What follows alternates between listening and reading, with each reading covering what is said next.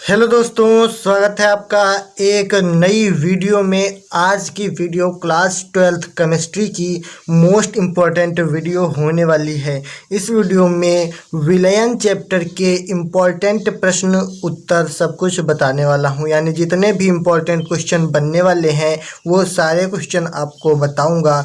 लेकिन उससे पहले वीडियो को लाइक करके चैनल को सब्सक्राइब कर लीजिए, क्योंकि इसी प्रकार का कंटेंट हमारे चैनल पर मिलता रहेगा। तो इस वीडियो में मैं आपको 3 लॉन्ग आंसर बताने वाला हूं। 3 लॉन्ग आंसर का मतलब राउल्ट का नियम, इसके अनुप्रयोग बताऊंगा, एक मोलल उन्नयन स्थिरांक और मोलल अवनमन स्थिरांक बताऊंगा। ये सारे क्वेश्चन इतने इम्पोर्टेंट होते हैं कि ये विलयन चैप्टर अगर आप लोग पढ़ रहे हैं तो इसमें से अगर ये मोटे मोटे क्वेश्चन आपको नहीं आते हैं तो आपके पढ़ने का कोई फ़ायदा नहीं है। इसलिए इन क्वेश्चनों को तो आपको हर हालत में तैयार करके ही जाना है। इसलिए चलिए वीडियो को स्टार्ट करते हैं और सारे क्वेश्चन 1 बाय 1 देखते हैं। लेकिन अगर वीडियो को लाइक नहीं किया है तो लाइक कर देना भाई, ठीक है। आपके लिए इतनी मेहनत करते हैं तो थोड़ा बहुत आप लोग भी सपोर्ट कर दीजिए, ठीक है। तो चलिए स्टार्ट करते हैं। सबसे पहले देखते हैं राउल्ट का नियम क्या होता है। तो राउल्ट का नियम, इसकी परिभाषा लिखने को आती है और इसके अनुप्रयोग लिखने के लिए आते हैं, ठीक है। तो देखिए क्या होता है राउल्ट का नियम। इस नियम के अनुसार किसी निश्चित ताप पर विलयन में वाष्प दाब का आपेक्षिक अवनमन विलेय के मोल प्रभाज के बराबर होता है। यहाँ कहने का तात्पर्य यह है कि किसी निश्चित ताप पर विलयन में वाष्प दाब का आपेक्षिक अवनमन विलेय के मोल प्रभाज के बराबर होता है, ठीक है। तो ये हो गया हमारा राउल्ट का नियम।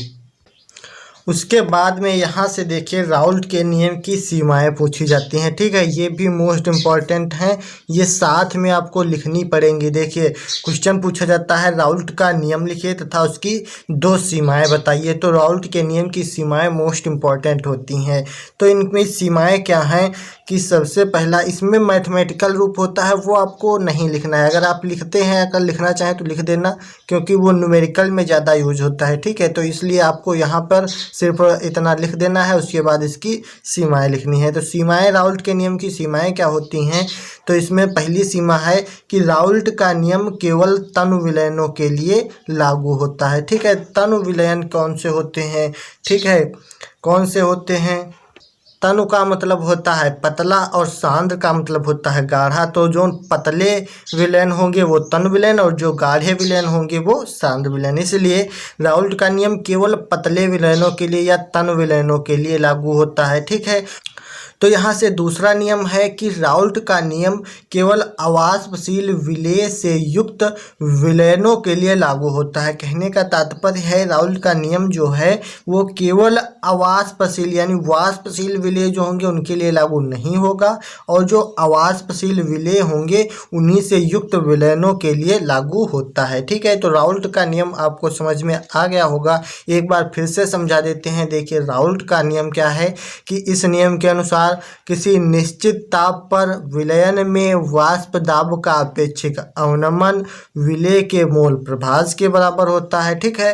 तो ये हो गया राउल्ट का नियम। उसके बाद उसकी सीमाएं होती हैं। सीमाएं में पहला सीमा है कि राउल्ट का नियम केवल तनु विलयनों के लिए लागू होता है, और दूसरी सीमा है कि राउल्ट का नियम केवल अवाष्पशील विलेय से युक्त विलयनों के लिए लागू होता है, ठीक है। बेहद आसान भाषा में आपको समझाने का प्रयास किया है, इसलिए वीडियो को लाइक नहीं किया तो लाइक कर दीजिए, चैनल को सब्सक्राइब नहीं किया तो सब्सक्राइब कर लीजिए। चलिए अब अगला क्वेश्चन देखते हैं मोलल उन्नयन स्थिरांक का, ठीक है। ये क्वेश्चन आपका मोस्ट इम्पॉर्टेंट क्वेश्चन होते हैं, मोलल उन्नयन स्थिरांक और मोलल अवनमन स्थिरांक, ठीक है। तो मोलल उन्नयन स्थिरांक में हमको क्या लिखना है। देखिए इसमें लिखना होता है किसी विलायक के, क्या होता है, किसी विलायक के 1000 ग्राम में किसी अवाष्पशील तथा विद्युत अनपघट्य, ये आपको याद रखना है। अवाष्पशील तथा विद्युत अनपघट्य ये आपको याद रखना है, बहुत इंपॉर्टेंट है। अगर ये नहीं लिखेंगे तो लिखने का कोई फ़ायदा नहीं होगा। देखिए क्या कह रहा है, किसी विलायक के 1000 ग्राम में किसी अवाष्पशील तथा विद्युत अनपघट्य विलेय का 1 मोल घोलने पर, ठीक है, आवासशील तथा विद्युत अनपघट्य विलेय का 1 मोल घोलने पर क्वथनांक में होने वाला उन्नयन मोलल उन्नयन स्थिरांक कहलाता है, ठीक है। इसे केबी से प्रदर्शित करते हैं। बस बहुत सिंपल है। किसी विलायक के 1000 ग्राम में किसी अवाष्पशील तथा विद्युत अनपघट्य विलेय का 1 मोल घोलने पर क्वथनांक में होने वाला उन्नयन मोलल उन्नयन स्थिरांक कहलाता है। इसे केबी से प्रदर्शित करते हैं, ठीक है। तो ये आपको समझ में आ गया होगा। अब देखते हैं इसका सूत्र क्या होता है। तो यहाँ से देखिए, इसके नीचे आपको लिखना है केबी बराबर m into delta T B into capital W बटे 1000 इंटू स्मॉल डब्लू। इसको ब्रैकेट में बंद कर लेना है। ये होता है मोलल उन्नयन स्थिरांक का सूत्र, ठीक है। केबी बराबर small m into delta T B into capital W बटे 1000 इंटू स्मॉल डब्लू, ठीक है। तो यहाँ पर देखिए स्मॉल m क्या है, ये वाला स्मॉल m है विलेय का अणुभार, ठीक है। और डेल्टा टी बी क्या है, डेल्टा टी बी जो है क्वथनांक में उन्नयन, और कैपिटल डब्लू है विलायक का भार, और स्मॉल डब्लू ये वाला है विलेय का भार, ठीक है। और के बी क्या है, मोलल उन्नयन स्थिरांक है। तो ये सारे मान आपको याद रखने हैं या फिर कहीं कॉपी में नोट कर लीजिए ताकि आपको न्यूमेरिकल के टाइम इनमें दिक्कत ना हो, ठीक है। तो अब देखते हैं अगला क्वेश्चन। अब उसके बाद में यहाँ से हम लोग देखते हैं मोलल अवनमन स्थिरांक, ठीक है। ये दोनों क्वेश्चन मोस्ट इम्पॉर्टेंट होते हैं, मोलल उन्नयन स्थिरांक और मोलल अवनमन स्थिरांक। वो था मोलल उन्नयन स्थिरांक और ये है मोलल अवनमन स्थिरांक, ठीक है। इतना अंतर है सिर्फ।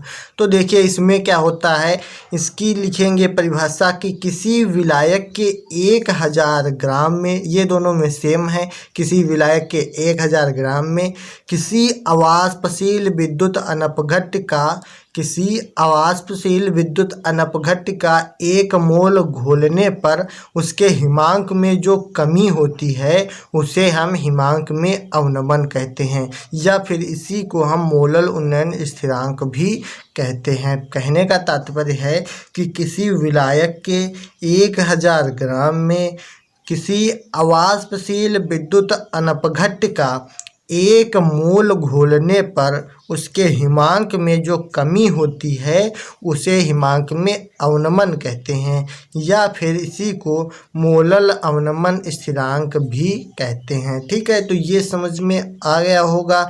इसके बाद में यहाँ से इसका सूत्र लिखा जाता है के एफ। उसमें क्या था, डेल्टा, यहाँ पे डेल्टा टी बी थी और यहाँ पे था डेल्टा टी बी, सॉरी, उसमें क्या था, यहाँ पे के बी था और यहाँ पे डेल्टा टी बी था, ठीक है। तो इसमें क्या है, ये अवनमन है इसलिए यहाँ पे के एफ है और यहाँ पे टी एफ है, ठीक है। इतना अंतर होता है बस, और पूरा सूत्र वही है।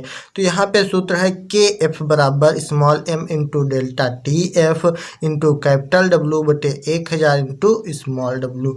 तो यहाँ पर के एफ क्या है, मोलल अवनमन स्थिरांक है, ये जो निकाला है वही है। और यहाँ पे डेल्टा टी एफ क्या है, हिमांक में अवनमन है, ठीक है। हिमांक में अवनमन है क्योंकि ये मोलल अवनमन स्थिरांक है इसलिए इसमें हिमांक में अवनमन हो गया। स्मॉल m क्या है, इसका अणुभार है, कैपिटल डब्लू क्या है, विलायक का भार है, और स्मॉल डब्लू क्या है, विलेय का भार है, ठीक है। ये सारा सब कुछ वही है, बस ये दोनों मान आपको बदले गए हैं, ठीक है। तो उम्मीद करते हैं यहाँ तक आपको समझ में आ गया होगा। अगर वीडियो अच्छी लगी है तो लाइक कीजिए, फॉलो कीजिए, सब्सक्राइब कीजिए और दोस्तों को शेयर कीजिए ताकि इसी प्रकार की और भी वीडियोज़ आपको मिलती रहें, ठीक है। अगर नंबर लाना है तो मेहनत कीजिए, चैनल को सब्सक्राइब कीजिए। जितने भी इम्पोर्टेंट क्वेश्चन हैं सारे हम आपको बताते हुए चलेंगे, ठीक है। तो उम्मीद करते हैं वीडियो अच्छी लगी होगी। अगर आपका कोई डाउट है तो वो कमेंट कीजिए, और नेक्स्ट वीडियो आपको किस टॉपिक पर चाहिए वो भी आप कमेंट कर दीजिए। तो चलते हैं आज की इस वीडियो में इतना ही, मिलते हैं नेक्स्ट वीडियो में, तब तक के लिए जय हिंद, वंदे मातरम।